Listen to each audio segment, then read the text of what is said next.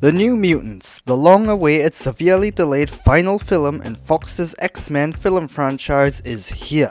A group of teenage mutants are brought to a hospital of sorts because their mutant abilities have resulted in tragedy.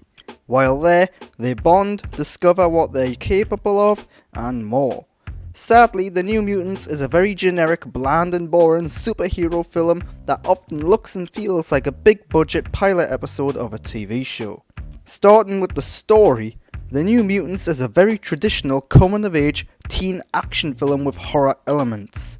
It's very predictable, with the main plot twist concerning the powers of the central character being very anticlimactic. The problem is that when this character arrives at the hospital, weird stuff starts to happen. It's therefore obvious that she is somehow responsible.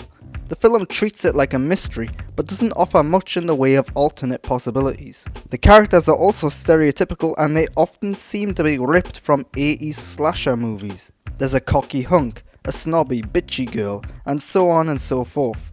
Maisie Williams' character is given the most to work with, but it's not all that original or unique. In terms of action and special effects, these elements work well.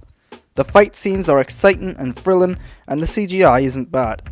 The horror elements, while not at all scary, mix in well too, giving the film an interesting mood and tone. It's really disappointing though that the entirety of the film takes place in the hospital.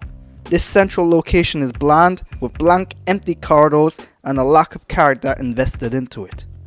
It feels very natural and real, but in this case, that makes the film a visually dull one.